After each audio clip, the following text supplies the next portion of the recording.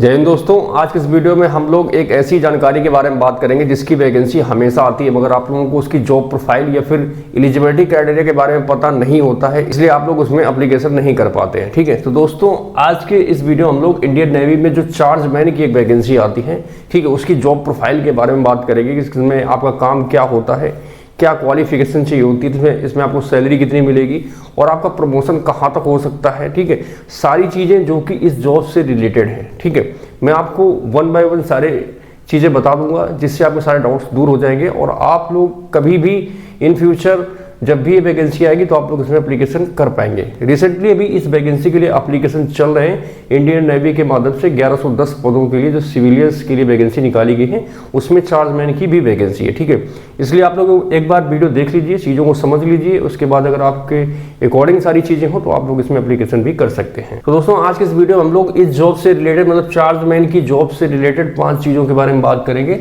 Job profile, salary, responsibility, promotion, career growth और eligibility. ठीक है, इन सभी चीज़ों के बारे में हम लोग बात कर लेंगे। ठीक है, तो ये जो पोस्ट है चार्जमैन की होती है, ठीक है, इसमें ग्रुप बी के अंतर्गत आती है और ये नॉन गस्टेड पोस्ट होती है। ठीक है, आप मतलब गस्टेड अधिकारी नहीं बनेंगे अगर इसमें आपको सिलेक्शन होता है तो।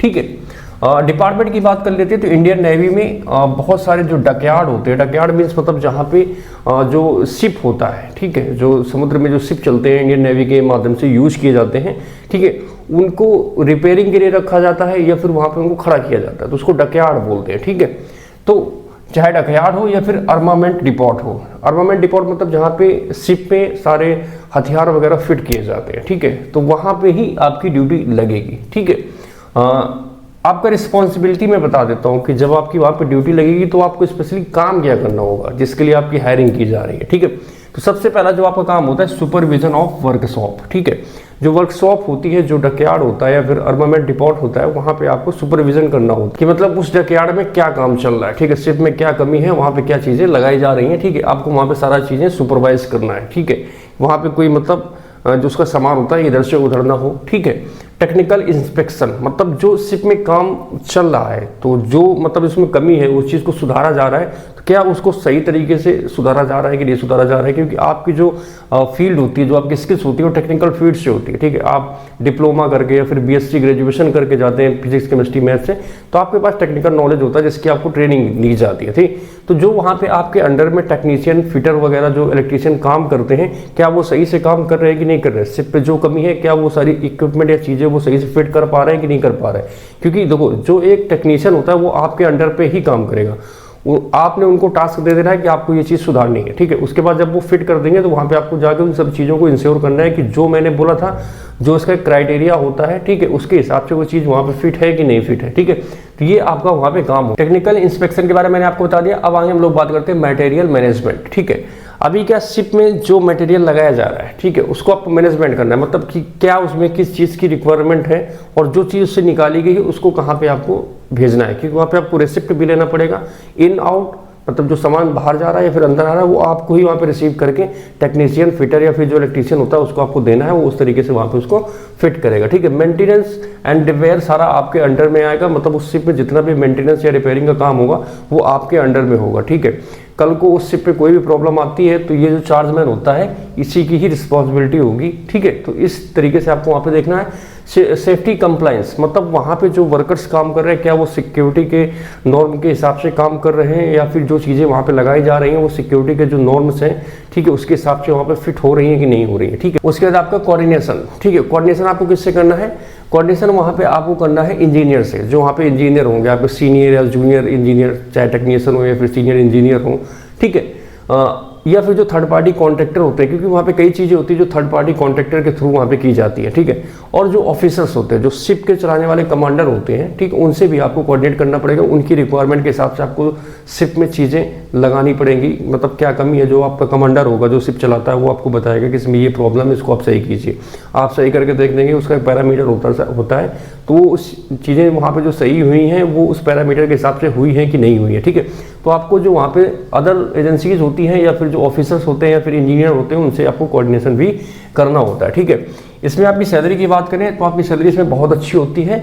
7th पे कमीशन के साथ जो 7वां वेतन आयोग लगा था उसमें आपका लेवल 6 का सैलरी 35,400 से लेके 1,12,400 रुपये आपका ये बेसिक सैलरी मैं आपको बता रहा हूँ। इसके अलावा आपको अलाउंस मिलेंगे, ठीक है, dearness allowance, house rent allowance और ट्रैवलिंग अलाउंस, ठीक है, ये सारे अलाउंस रहेंगे। तो आपकी जो अप्रॉक्स सैलरी पहले महीने से वही लगभग 45 से 55 हज़ार आपकी फर्स्ट मंथ से रहेगी, ठीक है। ये आपकी परमानेंट जॉब होती है, 58 साल तक जॉब रहती है। तो आपकी जो स्टार्टिंग बेसिक रहेगी 35,400 और रिटायर होते होते आपकी 1,12,400 आपकी बेसिक रहेगी, ठीक है। अदर बेनिफिट इसमें आपको डीए जो मैंने आपको बता दिया, डेयरनेस अलाउंस, ठीक है, house rent allowance, travelling allowance, medical, pension, CSD canteen और एलटीसी फेयर के आपको टिकट भी इसमें मिलते हैं, ठीक है। अब बात आती है एलिजिबिलिटी की। इसके लिए एलिजिबल कौन कौन होते हैं? तो इसके लिए आपने बीएससी किया हो फिजिक्स केमिस्ट्री मैथ से, मतलब आप साइंस साइड से बीएससी करे हो फिजिक्स केमिस्ट्री मैथ से, बायो वाले इसमें अप्लाई नहीं कर सकते, ठीक है। या फिर आपने डिप्लोमा का रखा हो मैकेनिकल, इलेक्ट्रिकल या फिर इलेक्ट्रॉनिक से। इसके साथ ही साथ सिविल और केमिकल वाले भी इसमें एलिजिबल होते हैं और वो लोग भी इसमें एप्लीकेशन कर सकते हैं, ठीक है। जो बंदा इसमें एप्लीकेशन कर रहा है, इस क्वालिफिकेशन के साथ साथ उसको टेक्निकल नॉलेज भी होना चाहिए, ठीक है। Quality controls and inspection ability भी होनी चाहिए, ठीक है। सेफ्टी एंड रेगुलेटरी अवेयरनेस भी वहाँ पे होनी चाहिए, मतलब कि वहाँ पे जो काम हो रहा है वो क्वालिटी के थ्रू होना चाहिए, आप अवेयर हो चीज़ों के लिए, ठीक है। ये सारी चीज़ें आपको वहाँ पे पता होनी चाहिए। अब बात आती है सबसे लास्ट में कि आपका प्रमोशन क्या हो सकता है। जब आप लोग इंडियन नेवी में एज ए चार्जमैन ज्वाइन करते हैं तो आप किस पद तक जा सकते हैं? तो सबसे पहले आप लोग एज ए चार्जमैन ज्वाइन करेंगे, ठीक है।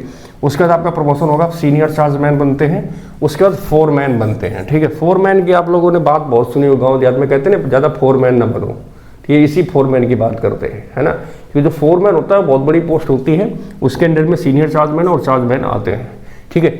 ये जो प्रोफाइल तो मैंने चार्जमैन की बताई थी, अब इसके जो फोरमैन होता है ये इसके अंडर में आता है। तो अब समझ लो फोरमैन, इसलिए उसका नाम फोरमैन रखा गया, वो सच में फोरमैन होता है, ठीक है।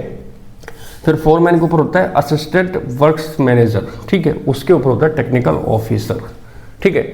आप टेक्निकल ऑफिसर आते आते इस पोस्ट से रिटायर हो जाएंगे, ठीक है। तो ये इसमें आपका करियर ग्रोथ रहता है, ठीक है।